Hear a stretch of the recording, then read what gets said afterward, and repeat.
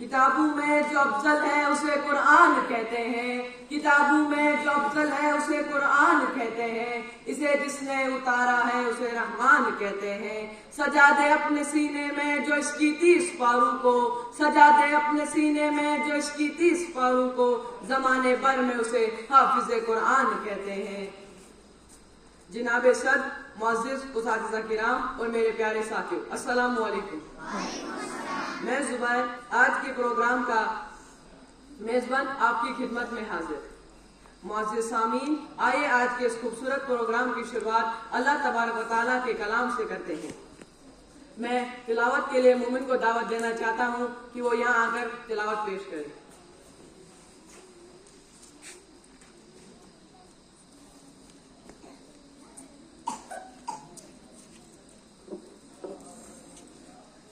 أعوذ بالله من الشيطان الرجيم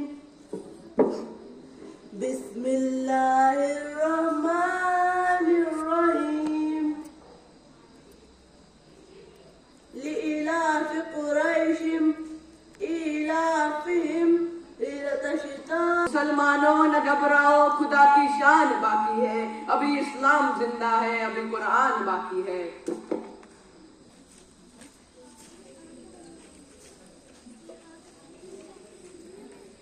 अस्सलामु अलैकुम वरहमतुल्लाहि वबरकातुहू। आज मैं आपके सामने चंद सवाल पेश करने जा रही हूँ। मुझे उम्मीद है आप गौर से सुनेंगे। गौर से जवाब देंगे। आबादी के लिहाज से हिंदुस्तान का दुनिया में कौन सा नंबर है?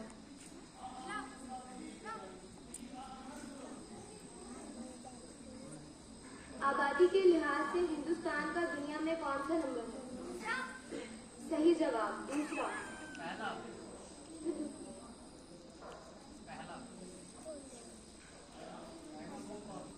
फिर से बोलो। हिंदुस्तान का सबसे बड़ा जिला कौन सा है?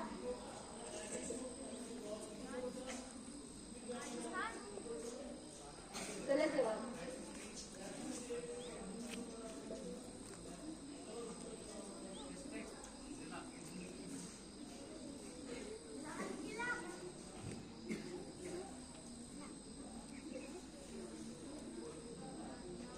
जवाब लद्दाख।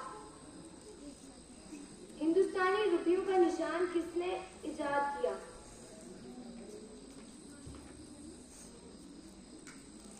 हिंदुस्तानी रुपयों का निशान किसने इजाद किया?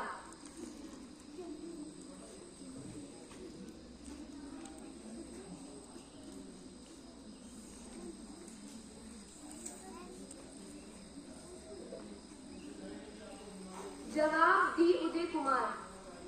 अस्सलाम वालेकुम। मैं आज आपके सामने आज का लफ्ज़ पेश करना चाहता हूँ। मुझे उम्मीद है आप गौर से सुनेंगे। आज का लफ्ज़ है नज़्म व ज़ब्त। इसका मतलब है डिसिप्लिन। मैं फिर से दोहराता हूँ, नज़्म व ज़ब्त डिसिप्लिन। शुक्रिया। जुबान से नहीं एक बार, दुआ तो दिल से मांगी जाती है, जुबान से नहीं एक बार, कबूल तो उसकी भी होती है जिसकी जुबान नहीं होती। अब मैं इसके बाद मेहरान को दावत देना चाहता हूँ कि वो यहाँ आकर अपना प्रोग्राम पेश करे।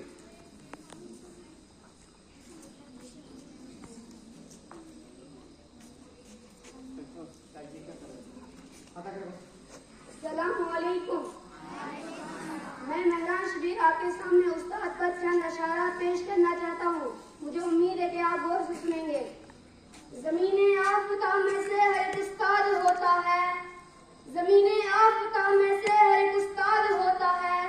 ये जो उस्ताद होते हैं बड़े उस्ताद होते हैं। बड़ी जोली बड़ी हंस में कुछ तबीयत सब नजर आए, बड़ी जोली बड़ी हंस में कुछ तबीयत सब नजर आए, मगर पैगाम के लिए सारे सरम जल्लाद बन जाए।